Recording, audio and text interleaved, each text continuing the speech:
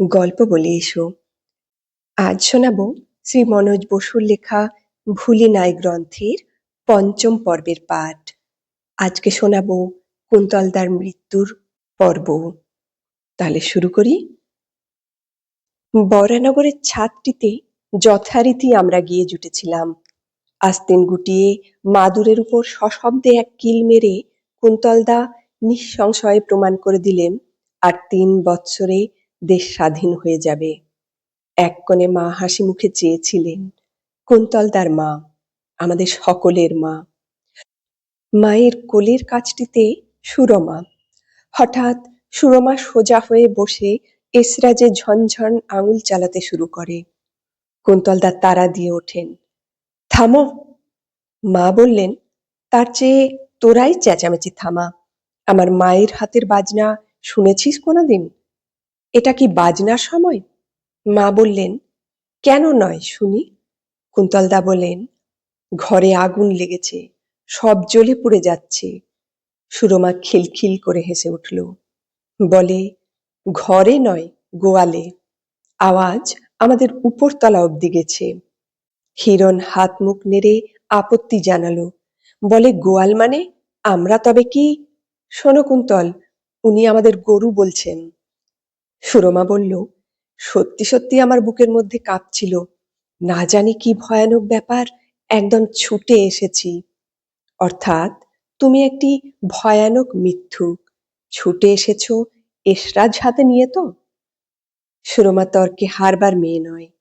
এই এসরাজি খাড়া করলে লাঠি হতে পারে। ব্যঙ্গের সুরে কুন্তলদা বললেন, তা ঠিক, কিন্তু করবে কে? তোমরা? রাগে মুখ লাল করে সুরমা বলে, পারি কিনা পরখ করে দেখেছেন?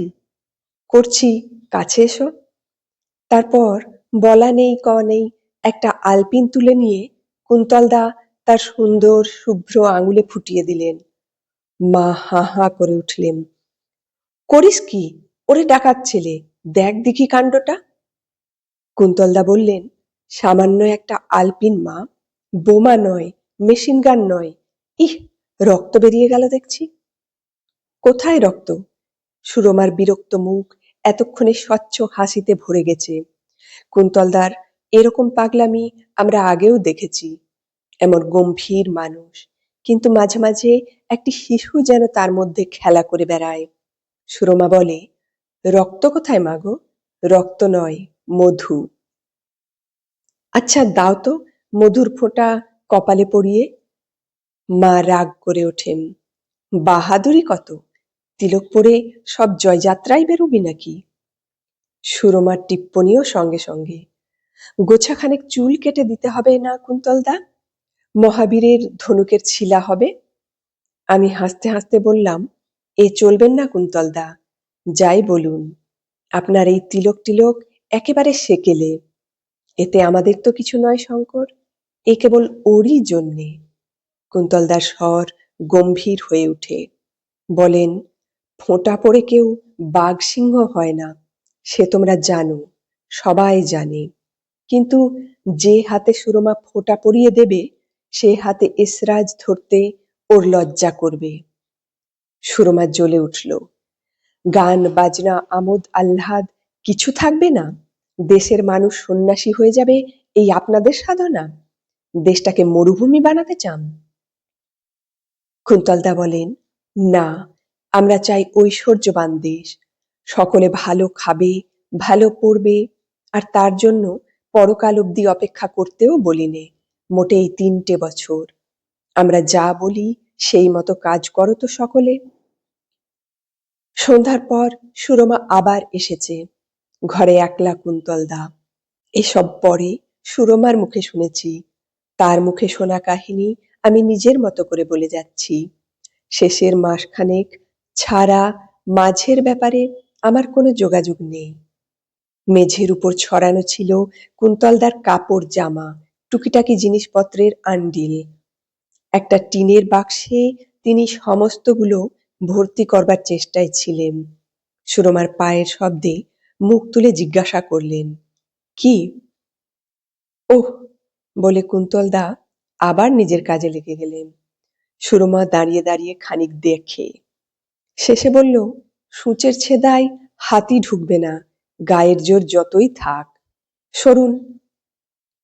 কুন্তলদা হাঁপ ছেড়ে বাঁচলেন। আবার সাবধান করে দেন, সমস্ত দরকারি, কিছু যেন বাদ না পড়ে। সমস্ত? এটা? এটাও? স্তূপের ভিতর থেকে বেরুতে লাগলো ছেঁড়া গেঞ্জি, মাথা ভাঙা ফাউন্টেন পেন, মাই একটা পাখার বাঁট পর্যন্ত। এসব এর মধ্যে এলো কি করে? এমনি এসে জোটে। সংসারে সব অকেজো জিনিস কি বাদ দিয়ে চলা যায়? একটুখানি স্তব্ধ হয়ে সুরমা কুন্তলদার জবাবের প্রত্যাশা করল।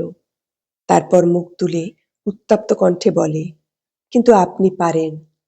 আপনার পথে আপনার সঙ্গে ছুটতে গিয়ে যারা পেরে উঠল না, ধুলোর মধ্যে তাদের ধাক্কা দিয়ে ফেলতে আপনার এতটুকুও বাধে না। আপনি তো মানুষ নন। কুন্তলদা বলেন, আমি জানোয়ার? না, পাথর। তারপর সুরমা প্রশ্ন করে, ভোরে চলে যাচ্ছেন? হ্যাঁ। কোথায়? কুন্তলদা উত্তর দেন না। সুরমা অধীর ভাবে বলতে লাগলো, তার মানে বলবেন না? আমায় বিশ্বাস করে তা বলতে পারেন না। বেশ, ফিরবেন কতদিনে সেটা বলতে আপত্তি আছে? সুরমার উত্তেজনায় কুন্তলদা মৃদু মৃদু হাসতে থাকেন। বলেন, আমি তা জানি নাকি? আপনি কিছু জানেন না। একটা কথাই কেবল চূড়ান্ত করে জেনে রেখেছেন, 3 বছরে দেশ স্বাধীন হবে। আপনার হিসাবে ভুল হয় না। মাইনে দিয়ে কলেজে পড়েছি, ভুল হলেই হলো? অকস্মাৎ কুন্তলদার কণ্ঠ অতি মধুর ও স্নিগ্ধ হয়ে উঠল। বলেন, কেন আমাদের কথা এত ভাবো সুরমা? কটিই বা ছেলে? হয়তোবা কয়েক হাজার। সুরমা বলে, কেন ভাববো না? এই তো, এই মাটিরই মানুষ, অথচ দেশের পরে এমন ভালোবাসা কোথার থেকে আসে? কোথায় পাই এমন মনের জোর? এদের এক একজন যে এক একটা জাতের নূতন ইতিহাস গড়ে তুলতে পারে। একটু চুপ করে থেকে নিঃশ্বাস ফেলে আবার বলে, অথচ কজনই বা এদের জানে? কুন্তলদা গম্ভীর কণ্ঠে বললেন, নাই বা জানলো, কিন্তু এদের অত ভালোবাসা আজকে সকল মানুষের মধ্যে ছড়িয়ে গেছে। বোন, মনের চেহারা যে দেখা যায় না, না হলে দেখতে শান্ত সুস্থ একটা লোক আজ এত বড় দেশের মধ্যে নেই। কেউ নেই? না। নূতন সূর্য উঠেছে, মানুষ চোখ বুজে থাকতে পারে কতক্ষণ? দুজনে স্তব্ধ হয়ে রইলেন। সুরমা সহসা আনত হয়ে কুন্তলদার পায়ে প্রণাম করতে যায়। কুন্তলদা সভয়ে পিছিয়ে গেলেন। এই দেখো মুশকিল, পাথর বলে গালি দিলে এবার পাথরে দেবতা বানাতে চাও বুঝি? না না না। তারপর কত দিন গেল, কুন্তলদার উদ্দেশ নাই। ইতিমধ্যে সুরমা দুটো পাশ করেছে, একটা স্কলারশিপও পেয়েছে। বাগবাজারের দিকে এখন নূতন বাড়ি হয়েছে, তারা সেখানে থাকে। মায়ের সঙ্গে তাই ইদানিং বড় একটা দেখা হয় না। তিনি সেই বালি খসা পুরনো বাড়িটাতেই থাকেন। ছেলে নেই, কিন্তু মুখে সেই রকম হাসিটি আছে। পরের ছেলে আমরা অনেকে গিয়ে মায়ের ভালোবাসা ভাগ করে নিই। এরই মধ্যে একবার সুরমার মাসিমারা বড় মেয়ের বিয়ে দিতে কলকাতায় এলেন।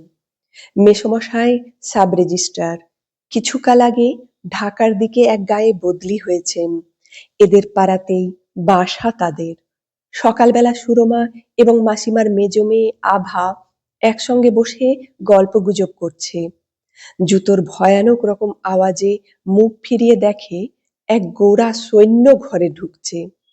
দালানটা আগাগোড়া মার্চ করে এসে সে এক লম্বা মিলিটারি সেলাম দিল। আভা চেয়ে দেখে খিলখিল করে হেসে উঠল।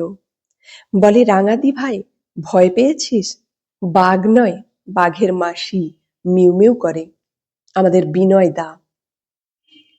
ছেলেটির কথা ইতিপূর্বেও হয়েছে তাদের মধ্যে। সে হস্টেলে থাকে, এবার এমএ দেবে। আভাদের পরিবারের সঙ্গে বিশেষ ঘনিষ্ঠতা। আভার মা কে মা বলে ডাকে। বিনয় অপ্রতিভ হয়ে গেছে। সে ভুল করেছিল। ভেবেছিল আভা আর তার দিদি হাসি। একটা কিছু বলে সে পালাবার চেষ্টায় ছিল, কিন্তু আভা ছাড়ে না।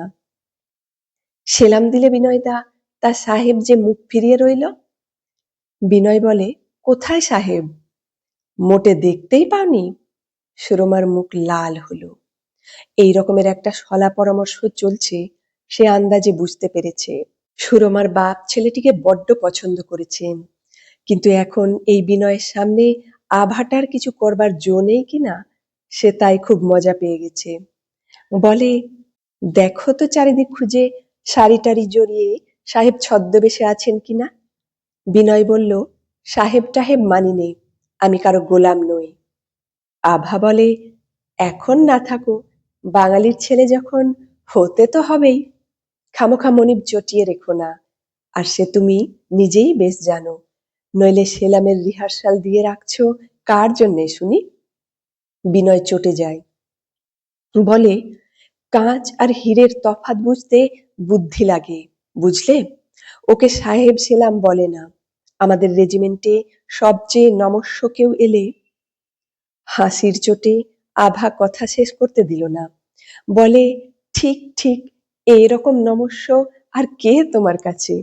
কিন্তু এই যাত্রা দলের পোশাকটা খুলে ফেলে এবার ভদ্রলোক হয়ে এসো দেখি। বিনয় বলে, ইউনিভার্সিটি ট্রেনিং কোরের পোশাক, যাত্রার পোশাক বললে প্যাচে পড়বে, জেল হয়ে যেতে পারে। ভোরবেলা ময়দানে যেতে হয়েছিল, এই ফিরছি, রীতিমতো প্যারেড হলো। আভা বলে, বাঁশের বন্দুক নিয়ে? বিনয় রাগ করে বেরিয়ে গেল। আবার হাসি আরো উচ্ছ্বসিত হয়।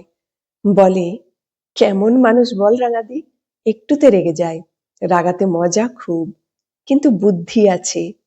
এরই পাশাপাশি আজ কুন্তলদাকে মনে পড়ে। কত ধৈর্য, কত সাহস, কিন্তু রাগাতে একটা মিনিটও লাগে না। তখন মনে হয় একেবারে ছেলে মানুষটি।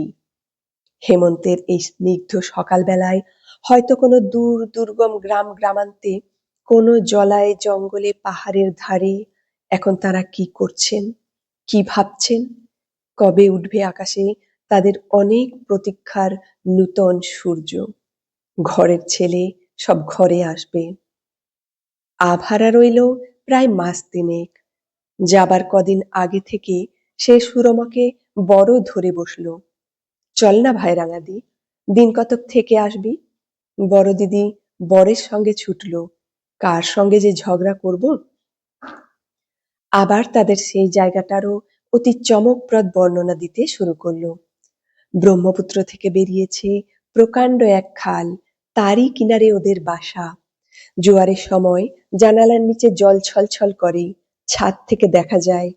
অনেক দূরের কালো মেঘনা, নৌকা দেখা যায় না, যেন সারবন্দি হাজার হাজার পাল মেঘনার উপর দিয়ে বুক ফুলিয়ে চলেছে। এমনি আরো কত কি। সুরমা চঞ্চল হয়ে ওঠে, কিন্তু বাবার মত পাওয়া যায় না।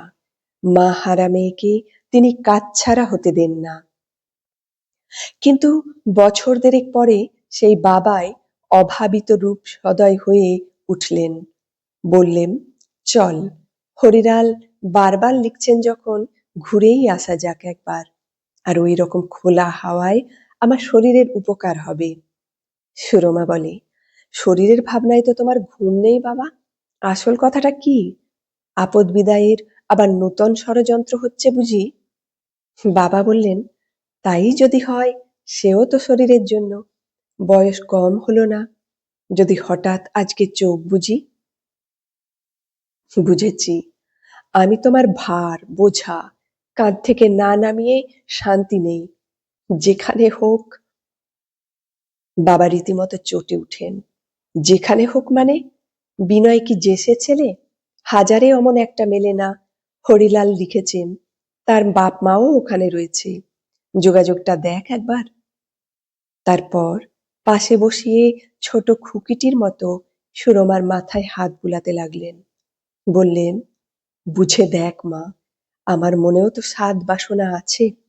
তোর মা চলে গেলেন, বাড়ি সেই থেকে অন্ধকার, চুনের কলি ফেরায়নি। দরকারের বেশি একটা আলো জ্বালায়নি কোনোদিন। তুই বল, তো মানুষে এরকম করে থাকতে পারে? সুরমার বড় ব্যথার জায়গাটিতে আঘাত পড়ল। বাপের খুশি ভরা মুখ দেখবার জন্য সে পারে না এমন কাজ নেই। ঢাকা থেকে মোটর লঞ্চে ওরা গিয়ে পৌঁছল। প্রকাণ্ড এক বটগাছের নিচে ঘাট।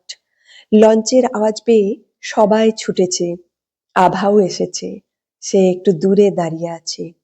সুরমা কাছে গিয়ে তাকে একেবারে জড়িয়ে ধরল। বাসা ঠিক খালের উপর না হলেও কাছাকাছি বটে। এদিকে সেদিকে সেকালের ভাঙাচোরা অট্টালিকা, পাতলা ইটের টুকরা স্তূপাকার হয়ে আছে। আভার কানে কানে সুরমা বলে, তোদের সোনার গায়ে সোনা নেই, কেবল ঢিল পাটকেল। আভা বলে, সোনা কি রাস্তায় ফেলে রাখবার জিনিস? অনেক দূরে সাদা রঙের একতলা খান কয়েক বাড়ি। সেই দিকে আঙুল দেখিয়ে বলল, সোনা ওইখানে মজুত আছে রাঙাদি। ওইটে বাসা ওদের? ওটা হলো থানা, পিছনে কোয়ার্টার। সোনা পুলিশের হেফাজতে আছে। নিশ্চিন্তে থাকবি ভাই। তোর বিনয়দা পুলিশ হয়েছেন? সুরমা একটু গম্ভীর হয়ে গেল। আভা বলে, নূতন বলেই গায়ে আসতে হয়েছে। বাবা বলছিলেন ওর যা বিদ্যে বুদ্ধি, একটু পাকা হলে সদরের মাথা হয়ে উঠবেন, ভাবনার কিছু থাকবে না। ম্লান হেসে সুরমা বলে, যা ভেবেছিস আভা। দেশের এ কি হয়েছে আজকাল! ছেলে মেয়ে নিয়ে ভাবনা আর কিছুতে ঘোচে না। ছেলে নিয়ে বাপের দুশ্চিন্তা, স্ত্রী নিয়ে স্বামীর দুশ্চিন্তা, কে কখন কি করে বসে। তবে হাঁ, পুলিশ হলে নিশ্চিন্ত, সেগুন কাঠে ঘুণ ধরবার জো নেই। বিকালে এরা খালের ধারে বেড়াতো। বেড়াবার মতোই জায়গা। পাকা রাস্তা খালের ধারে চলে গিয়েছে সেই মেঘনা অবধি। বর্ষার খরস্রোত সুতীব্র আবেগে ব্রহ্মপুত্রের দিকে এক টানা চলেছে। কিনারের সরবন থরথর করে কাঁপে। ওপারে দিগন্ত বিহারী ধান আর পাট ক্ষেত, যত দূর নজর চলে সতেজ সবুজ শ্রী। একদিন বেড়াতে বেড়াতে তারা অনেকটা দূরে গিয়ে পড়েছে। সন্ধ্যা হয় হয়। ভয়ের অবশ্য কারণ নেই। সঙ্গে রামচরণ আছে, পুরানো চাকর, গায়ে বল শক্তিও খুব। একটা বাঘ ঘুরতেই দেখে তেঁতুল তলার জঙ্গলের ধারে বিনয় দাঁড়িয়ে লক্ষ্য করছে। আভা আশ্চর্য হয়ে বলে, এখানে? কপালে হাত দিয়ে বিনয় বলে, অদৃষ্ট। কি করব বলো, খোঁজে খোঁজে আসতে হয়। সুরমা বলে, কিন্তু মন বলে যে বস্তুটা আছে বিনয়বাবু, তাকে তেড়ে ধরতে গেলে বিগড়ে পালায়। বিনয় জিভ কাটল।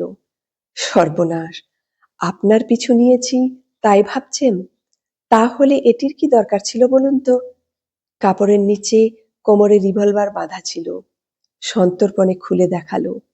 তারপর দুঃখিত স্বরে বলতে লাগলো, পুলিশে কাজ নিয়েছি, তাই বোধ হয় এবার এসে অবধি মন ভারী করে আছেন। পুলিশ না হয়ে পাটের মহাজন হলে খুব খুশি হতেম। তবুও আমরা দোষীর সাজা দিই। তাদের মতো নিরীহ নির্দোষ চাষিদের রক্ত শুষে মারিনি। সুরমা হেসে বলে, না, পাটের মহাজনের উপরও আমার অচলা ভক্তি নেই, কিন্তু এখানে কাউকে তাড়া করে ফিরছেন? একটু ইতস্তত করে বিনয় বলে, এক আধটি নয়, আস্ত একটা দল। আর তারা চোর ছেচরও নয়, স্বদেশী ডাকাত। বিনয় বলে, ডাকাতির কোনো খবর পাওয়া যায়নি, মিথ্যে বদনাম দেব কেন? তবে স্বদেশী বটে, জ্বলন্ত আগুন। আগ্রহের সুরে সুরমা জিজ্ঞাসা করে, আচ্ছা, ধরা পড়লে তাদের কি ফাঁসি হবে?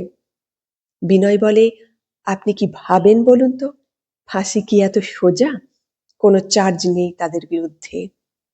তবে ওই যে বললাম, ও আগুন, কখন খান্ডব দাহন হয় উপরওয়ালার হুকুমে তাই চোখে চোখে রাখবার নিয়ম। এরই দিন ৫-৭ পরে একেবারে এক অসম্ভব কাণ্ড। বিনয়ের মা ভাবী পুত্রবধূকে ভালো করে দেখবেন বুঝি। আভা আর সুরমাকে বাসায় নিমন্ত্রণ করেছেন। খাওয়া দাওয়া শেষ হতে খানিকটা রাত হলো। এরা সব ফিরে আসছে। আঁধারের মধ্যে কে একজন জিজ্ঞাসা করলো, থানাটা কোন দিকে? রামচরণ সকলের আগে নিরুৎসুক কণ্ঠে সে জবাব দিল, ডান হাতি চলে যাও বাপু। আকাশ ভরা মেঘ, গাঢ় আঁধার। লোকটা হঠাৎ কাশতে শুরু করলো। সে কি কাশি! যেন হাঁপড়ের আওয়াজ হচ্ছে। পাঁজরার হাড়গুলো এইবার বাঁধন খুলে ছড়িয়ে পড়বে। সুরমার হাতের টর্চ একবার টিপে পথ দেখে নিচ্ছিল। আলো সে লোকটার মুখের উপর ফেলল। এক মুহূর্ত, তারপর আর একবার। বিদ্যুতাহতের মতো সে চমকে দাঁড়ালো। আবার সে আলো ফেলল সেদিকে। আভা বলে, দাঁড়ালি কেন রাঙাদি? লোকটির দিকে কয়েক পা এগিয়ে গিয়ে সুরমা ডাকল, আমাদের সঙ্গে আসুন, আমরা পৌঁছে দেব। উৎকট কাশির ফাঁকে কোনো রকমে লোকটি বলে, আপনারা তো বাঁয়ে ফিরছেন, দরকার হলে ডাইনেও যাওয়া যাবে, কিন্তু এই ঘুরঘুরটি আঁধারে আপনি সমস্ত রাত ডাইনে ছুটাছুটি করলেও থানায় পৌঁছবেন মনে করেন? সুরমার ব্যগ্রতায় অবাক হয়ে আভা এসে তার হাত ধরল। সুরমা ফিসফিস করে বলে, কুন্তল দা।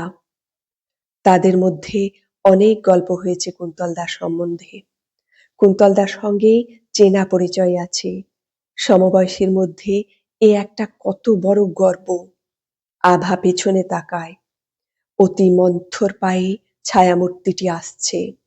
হঠাৎ কুন্তলদা বলে ওঠেন, যাচ্ছি বটে, আমার কিন্তু বড্ড খিদে পেয়েছে। সুরমা বলে, থানায় পোলাও কালিয়া সাজিয়ে নিয়ে আছে বুঝি? কুন্তলদা জবাব দেন, তা বলে নিতান্ত তাচ্ছিল্য করবে না, তাও জেনে রাখবেন। বাড়ি এসে দেখে সবাই নিঃসারে ঘুমুচ্ছে। এই রাতে এক পথের আপদ জুটিয়ে আনায় রামচরণ খুব বিরক্ত হয়েছে। তিক্ত কণ্ঠে বলল, যাও ঠাকরুনরা, ঘরে গিয়ে দুয়োর দাওগে, লাট সাহেবকে থানায় তুলে দিয়ে আসি। আভা বলে, না, বৈঠকখানার পাশের ঘরটা খুলে দে, আর পা ধোবার জল নিয়ে আয়। কুন্তলদা সুরমাকে চেনেননি। অন্ধকার রাত্রিবেলা, অনেক দিন দেখা নেই। তাছাড়া ও মানুষটির কাছে তুমি আমি সকলে একেবারে স্রোতের শ্যাওলার মতো। যতক্ষণ সামনে আছি দেখছেন, আড়াল হলে আর কেউ নই। আশ্চর্য হয়ে তিনি প্রশ্ন করলেন, কার বাড়ি এটা? আপনাদের মতলব কি? এখানে আটকে রাখতে চান নাকি? সুরমা বলে, রাত্রিটা তো বটে, খিদে পেয়েছে, তা কিছু খেয়ে জিরোতে জিরোতেই তো সকাল হবে। অত ভয় কিসের? কি এমন সোনা রূপো গায়ে পড়ে আছেন? আভার কানে কানে বলে, গায়ে নয়, মনের মধ্যে ওর কত সোনা, সোনার পাহাড় রে আভা। পথের ধুলোয় সত্যি সত্যি সোনা কুড়িয়ে পেলাম। দুবনে ছুটোছুটি করে খাবার জোগাড়ে গেল।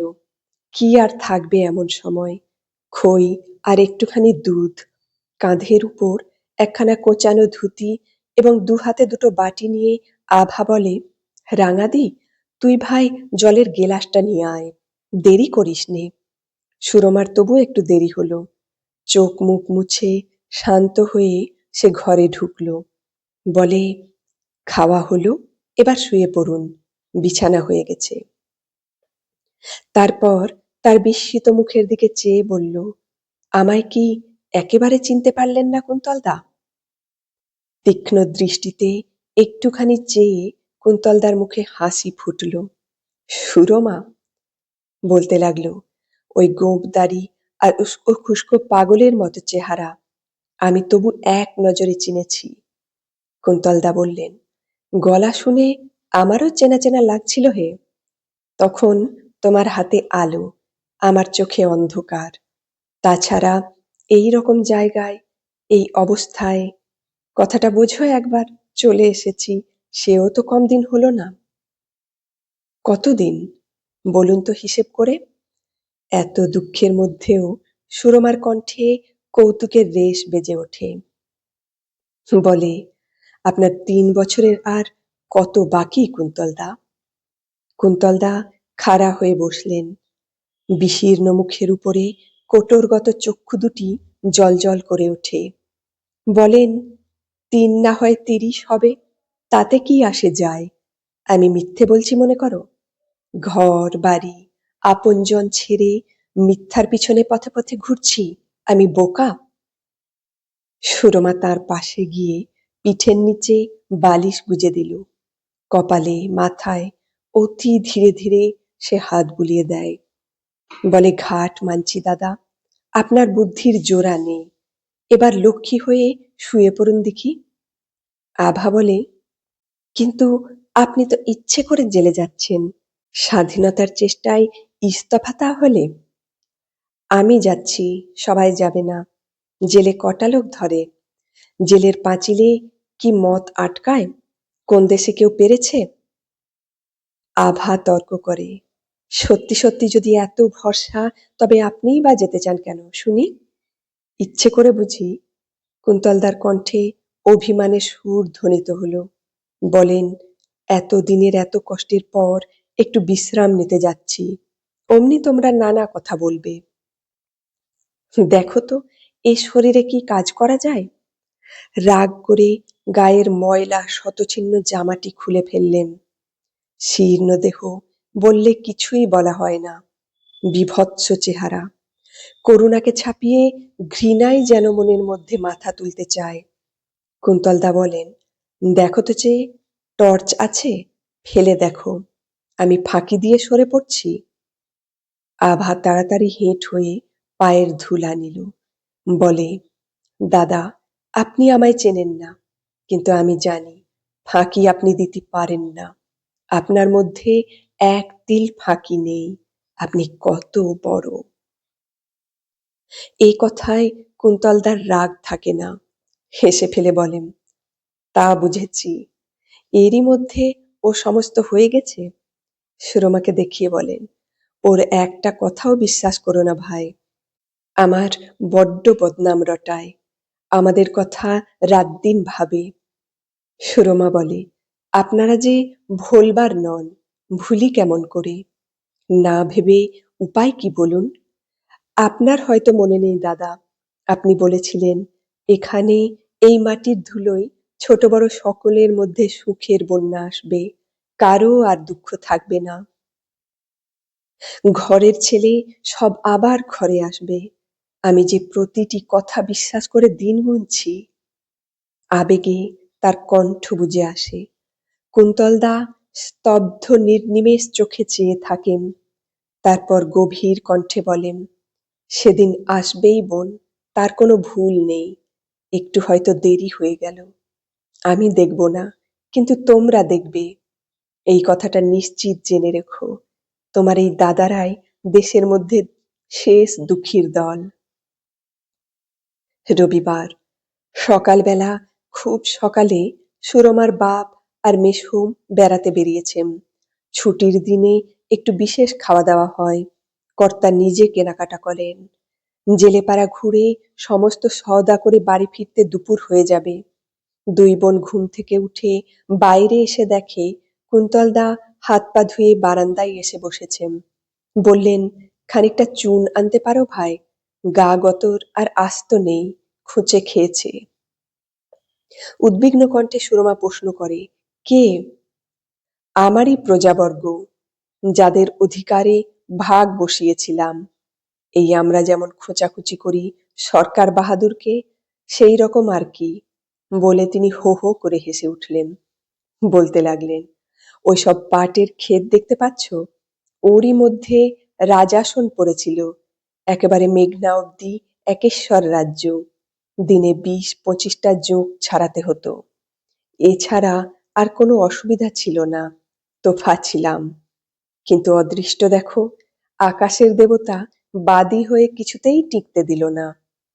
কুন্তলদার ভঙ্গি দেখে এরাও হেসে ফেলল। সেই পাটের ক্ষেতের গল্প শুরু হলো। দুটি বিমুগ্ধ শ্রোতার সামনে কতকাল পরে তিনি প্রাণ খুলে গল্প করছেন। এ যেন আয়ুর উপান্তে এসে পড়া অবসাদগ্রস্ত রোগ শীর্ণ আমাদের কুন্তলদা নন, আর কেউ। খালের ওপারে ওই পাট খেতে যতদূর তাকাও ক্ষেতের পর ক্ষেত চলেছে, সতেজ পাট চারা, জায়গায় জায়গায় একটা কেন দুটো আড়াইটে মানুষকেও ছাড়িয়ে যায়। তারই মধ্যে যেখানে খুশি ঢুকে পড়ে, খানিকটা পাট ভেঙে শুয়ে বসে দিব্যি সারাটা দিন কাটিয়ে দাও। তারপরে রাত হলে চুপি চুপি বেরিয়ে পড়ো, খালে জল রয়েছে, স্বচ্ছন্দে স্নান করতে পারো। তালতলার এই সময়টা দুই একটা পাকা তাল পাওয়া যায়, কপালে থাকলে গ্রামের মধ্যে কারো হেসেলে উৎকৃষ্টতর জিনিসও কিছু মিলতে পারে। এর উপর কুন্তলদার আবার বাবু আনা আছে, রাতে রাতে নারিকেল পাতা কুড়িয়ে দিব্যি এক গদি তৈরি করে ফেলেছেন। ছিল তো চমৎকার, কিন্তু শেষাশেষি বর্ষা বড্ড চেপে পড়ল, নারিকেল পাতা পচে ডাঁটাগুলি কেবল রইল। ক্ষেতের উপর এক হাত জল, জ্বর মাস ছয়েক ধরেই চলছিল, শেষে মোটে ছাড়ে না, কাস্তে গেলে দলা দলা রক্ত বেরোয়। এইসব নানা ঝঞ্ঝাটে পড়ে তবেই না তিনি থানায় চেপে পড়বার ফিকির বের করেছেন। কথার মাঝখানে সগর্বে কুন্তলদা জিজ্ঞাসা করলেন, আনারস খেয়ে থাকো তোমরা? বুকে থাবা মেরে বলেন, আমি আমি খাই। আভা বলে, এটা তো আনারসের সময় নয়, কলকাতায় মেলে, তা বলে এখানে কি? হ্যাঁ, এখানেও। বদরগঞ্জের হাট তো শনিবারে, গেল শনির আগের শনিতে আনারস খেয়েছি, একটা নয়, এক জোড়া, এখনো ঢেকুর উঠছে। সুরমা বলে, আনারসের লোভে হাটে ঢুকে পড়েছিলেন নাকি? না হে, লোক এসে ভেট দিয়ে গেল, কিন্তু হাটে ঢোকাই ভালো ছিল দেখছি। আদর করে চায় কি গাড়ি পালকিতে তুলে আমায় থানায় পৌঁছে দিত, তোমাদের খোসামত করতে হতো না। তারপর ব্যস্ত হয়ে বললেন, সত্যি তোমরা উদ্যোগ করছো না এ ভালো কথা নয়, আমাকে রাখার বিপদ আছে জানো। সুরমা বলে, রাম, সে বুঝি জানি নে, থানা এই এখনই এখানে এসে হাজির হবে, দেখবেন। কুন্তলদার কপালে হাত রেখে বলে, এইবার কিন্তু জ্বরটা একেবারে ছেড়ে গেছে। কুন্তলদা বলেন, কিন্তু মায়া ছাড়তে পারবে না, আবার আসবে। সত্যি সুরমা, আজ কি ভালো লাগছে কি বলবো। তা বলে মরাটাকে আর কেয়ার করিনি, লোকে তো মরে ভূত হয়, আমি জ্যান্ত থাকতেই খুব প্র্যাকটিস করে নিয়েছি। মরে গেলে কোনো রকম অসুবিধা হবে না, তোমাদের চলাফেরা দিনের বেলা, আমি বেড়াতাম রাতের অন্ধকারে। বলো, ভূতের স্বগোত্র হলাম কিনা? আনারস দিয়েছিল তারা ভূতকে, মানুষে চাইলে মানুষ কি সহজে দেয়? আনারসের কথা বলতে গিয়ে কুন্তলদা হেসে খুন। কি অন্ধকার তখন, কৃষ্ণপক্ষের রাত, এমনি দিনেই তো মজা। কুন্তলদা পাটক্ষেত থেকে বেরিয়ে রাস্তার উপর ধীর পায়ে পায়চারি করে বেড়াচ্ছেন। তারপর শ্মশান ঘাটের কাছে এলেন। রাস্তায় খানিকটা দূরে চরের কিনারায় শ্মশান, একটা মরা পুড়ছে, দাউ দাউ করে আগুন জ্বলছে। রাস্তার পাশে উল্টে রাখা এক পুরানো নৌকা মেরামতের জন্য রয়েছে। শ্মশান বৈরাগ্যের মতো একটা কিছু হলো বোধ হয়। কুন্তলদা ওই নৌকার উপর চুপচাপ বসে মরা পোড়ানো দেখতে লাগলেন। মানুষজন কেউ নেই এদিকটায়। শ্মশানের আমগাছতলায় অনেকে তামাক খাচ্ছে, গল্পগুজব করছে, সেসব অল্প স্বল্প কানে আসছে। হাটুরে লোকও সব চলে গেছে, একটি দল কেবল কি জন্য পিছিয়ে পড়েছিল, তারাই হনহন করে যাচ্ছিল। চিতা দেখে একজন বলে, ও মুচিপাড়ার আমদানি, পাড়াটা সাফ হয়ে গেল গো, ওলা বিবি রোজ ৩-৪টে করে নিচ্ছেন। আর একজন বলে, গুনে দেখ তোরে, মানুষ আমাদের ভিতরে যেন কম হয়ে যাচ্ছে, যেন বাড়ে না, সেইটে ভালো করে নজর রাখিস। মাঝে মাঝে ওরাই আবার পিছু নেন কিনা। তারপর খুব একটা উদ্বিগ্ন স্বর, সত্যি মিলছে না তো, মানুষ যে 11 জন, 3বার গোনা হলো। তাই তো, বেশ খানিকটা গোলমাল উঠল। শেষে একজন বলল, দূর বোকারা, নিজেকে বাদ দিয়ে সব গুনছিস যে। কিন্তু তা সত্ত্বেও রীতিমতো হুড়োহুড়ি পড়ে গেছে। কুন্তলদা অন্ধকারে না দেখেও শব্দ সারায় টের পাচ্ছেন, এ ওর পাশ কাটিয়ে আগে যেতে যাচ্ছে, শ্মশানের এইখানটায় কেউ পেছনে থাকবে না। কুন্তলদার ছেলে মানুষই চারা দিয়ে উঠল। তাছাড়া খিদেও পেয়েছে খুব। নাকি সুরে বললেন, এই, আমায় কিছু দিয়ে যা, আমি খাবো। আর যায় কোথায়, তুমুল চিৎকার, কে কার ঘাড়ে পড়ে, কাঁধের ধামা ঝুড়ি কতগুলো ঠিকরে পড়ল। শ্মশানে মরা পোড়াচ্ছিল সেই লোকগুলো কি কি করতে এইদিকে ছুটল। না, থাকতে দিল না আর। নৌকা থেকে লাফিয়ে পড়ে কুন্তলদা দৌড় দিলেন। পায়ে ঠেকল আনারস, অকালের ফল। কে আশা করে কিনেছিল। সেদিন পাট ক্ষেতের ভিতর নারিকেল পাতার গদিতে বসে সমারোহে আনারস ভোজ চলল। বিনয় এসে বলে, আমায় ডেকে পাঠিয়েছেন কেন? রামচরণ বলল, কি নাকি বড্ড জরুরি ব্যাপার। সুরমা বলে, এই আমার দাদা, আলাপ করিয়ে দেব। বিনয় হাসি মুখে তাড়াতাড়ি হাত বাড়িয়ে দেয়। সুরমা বলেন, না, সেই যে অতি নমস্যের জন্য আপনাদের একরকম মিলিটারি স্যালুট আছে, আমার দাদা কি সাধারণ মানুষ? কুন্তলদা রাগ করে ওঠেন। আবার? বিনয় চোখের ইঙ্গিতে জিজ্ঞাসা করে। কুন্তলদা বলেন, বিশ্বাস করবেন না ওসব নিন্দুকের কথা, সামান্য মানুষ ছাড়া আর কি। আমি কুন্তল সরকার, ধরা দেবার জন্য ছটফট করে বেড়াচ্ছি। বিনয় বিস্ময়ে অবাক হয়ে থাকে। তারপর হেসে বলে, তাই যদি হয়, ভাগ্যে আমার পদোন্নতি আছে দেখছি। আভা থাকতে পারে না, বিনয়ের কানে কানে বলে, খুব খুব, বেশ হিসেব করে সমঝে চলো দেখি। রাঙাদির খোপা শুদ্ধ মাথাটা গড়াতে গড়াতে তোমার শ্রী পদযুগলের নিচে গিয়ে পড়বে। বিনয় বলতে লাগলো, কিন্তু বিশ্বাস হতে চায় না কুন্তলদা। আপনার এরকম সুবুদ্ধি অনুতাপ নাকি? অনুতাপ? রুগ্ন অশক্ত কুন্তলদার চোখে জল ওঠে। বলেন, পাপ করলে অনুতাপ আসে, পাপ তো করিনি। প্রবল কাশি এসে কথা আটকে যায়। সুরমা ছুটে এসে বাতাস করতে লাগলো। অনেকক্ষণ পরে কাশি থামলো। তখন তার সর্বাঙ্গ ঘামে ভিজে গেছে। সুরমা ব্যাকুল কণ্ঠে বলল, বিনয়বাবু, দাদা আমার বিশ্রাম নিতে চান। কাল তো আপনি কলকাতায় যাচ্ছেন, ওকে নিয়ে যান, তাহলে নির্বিঘ্নে যেতে পারবেন। এ আপনি সহজে পারবেন। বিনয় সভয়ে বলে, বাপরে, পারেন না? বিনয় বলে, পারি, কিন্তু উচিত হবে না। আর ইনি নিজেই যখন জেলে যেতে প্রস্তুত। সুরমা রাগ করে বলে, কিন্তু আমরা তো নই। রাগ দেখে কুন্তলদা হাসতে লাগলেন। শান্ত কণ্ঠে বলেন, ওই দেখো মন, মিছেমিছি ঝগড়া বাঁধাচ্ছ। একটা দুটো কুন্তলের জন্য ব্যস্ত হবার দিন কি আছে? বীর পূজা ততদিন চলে যখন এক আধটা মানুষকে আলাদা করে বেদির উপর তোলা যায়। এরকম কুন্তল সরকার এখন যে ঘরে ঘরে, ঠক বাঁচতে গেলে গা উজাড় হয়ে যাবে। বিনয়ের দিকে চেয়ে বলতে লাগলেন, অনেক ভেবেচিন্তে এই মতলব করা গেছে বিনয়বাবু, অকেজো হয়ে গেছি। এবার সরকার বাহাদুরের ঘাড়ে চেপে পড়াই ভালো। খেয়ে দেয়ে ফুর্তি করে দিন কটা দিব্যি কাটিয়ে দেওয়া যাবে। সুরমার রাগ বেড়ে যায়। জেলখানা পিজরাপোল নাকি? কুন্তলদা বলেন, ঠিক তাই।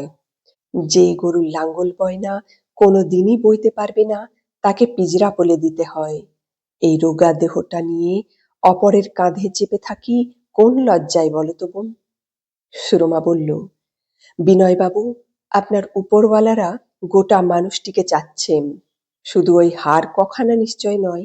তাছাড়া আপনি তো বলেছেন এদের উপর চার্জ কিছু নেই। তা বটে। বিনয় চুপ করে ভাবতে লাগলো।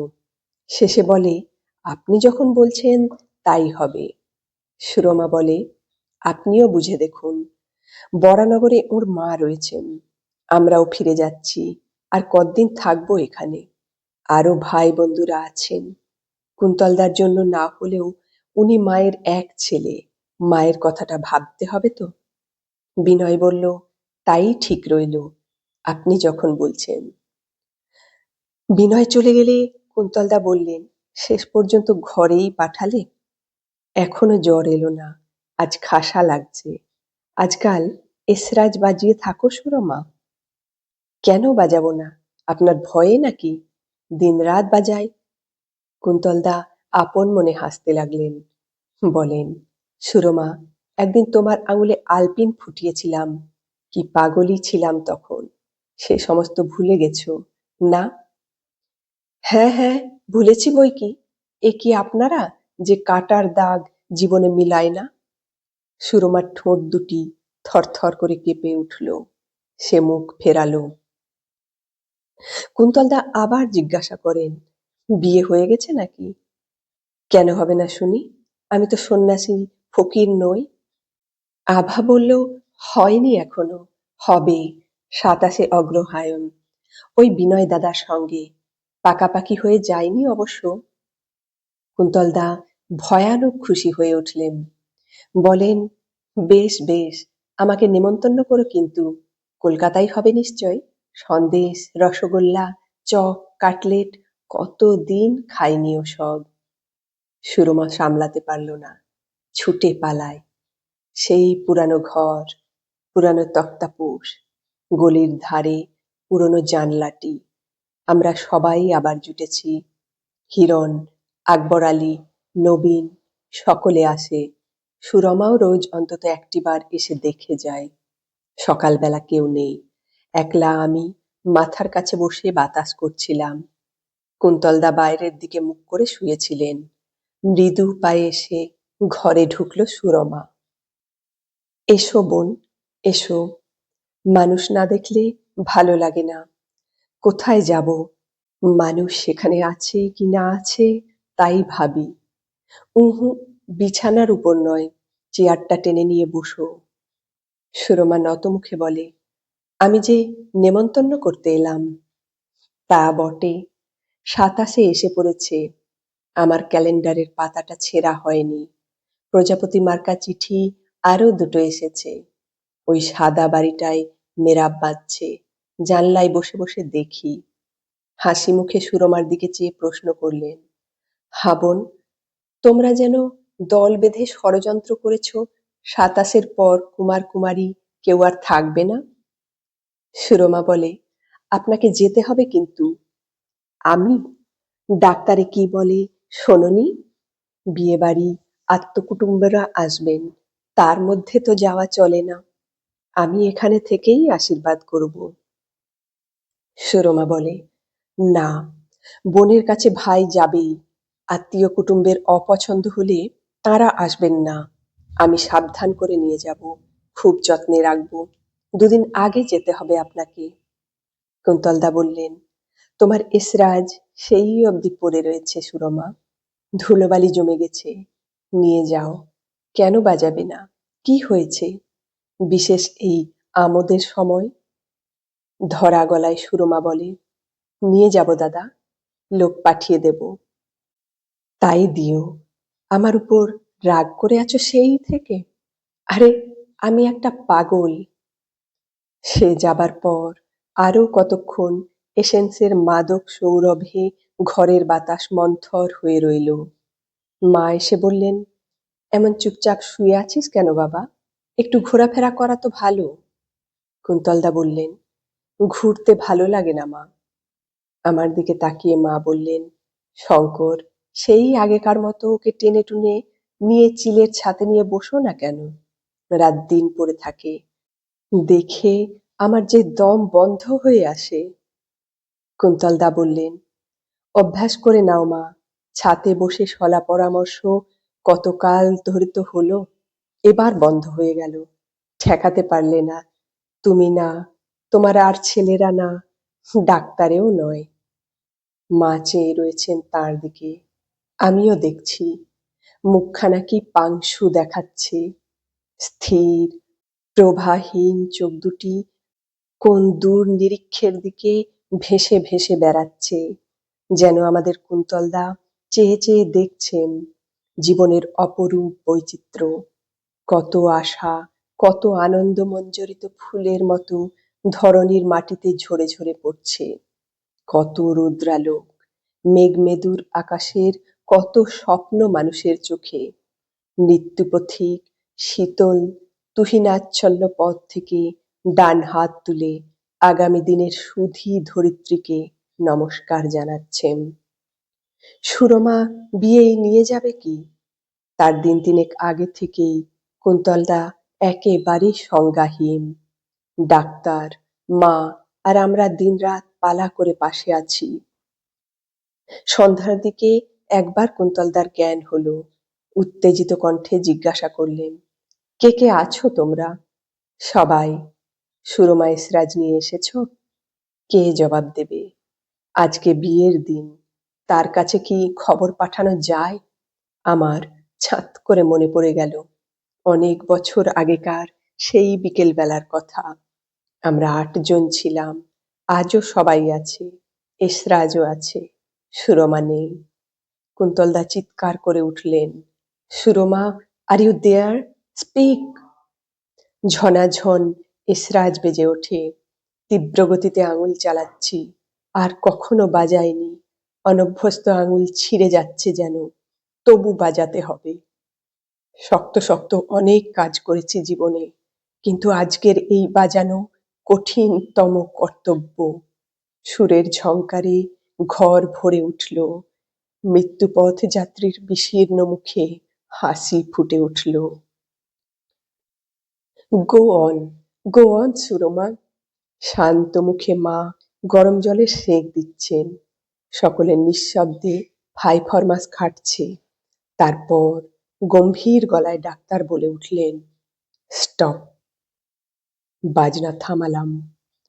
ডাক্তার বললেন, আর কাজ নেই, আর শুনবেন না ইনি। তিনি ও ঘরে সাবান নিয়ে হাত ধুতে গেলেন। এসরাজটা খাপে ভরে ধীরে ধীরে কুন্তলদার মাথার কাছে রাখলাম। ঘরে ম্লানায়মান আলোয় অকস্মাৎ মনে হলো, শুধু সুরমাই নয়, আনন্দ কিশোর, নিরুপমা, জগৎ দত্ত, সরোজ, হিরণ, রানী, সবাই আমরা এক জায়গায় বসে আছি। আমরা দল শুদ্ধ এসেছি। এতক্ষণ শুনছিলে ভুলি নাই গ্রন্থের পঞ্চম পর্বের পাঠ। কেমন লাগলো পর্বটা কমেন্টে জানাও। ভালো লাগলে একটা লাইক দিয়ে দিও, শেয়ারও করতে পারো। আর যারা এখনো আমার চ্যানেলটি সাবস্ক্রাইব করনি তারা অনুগ্রহ করে সাবস্ক্রাইব করে নাও। আর যারা করেছো তাদের জন্য রইল অপরিসীম শুভেচ্ছা। ভালো থেকো সবাই। আবার আসবো এর পরের পর্ব নিয়ে। আজ তাহলে আসি।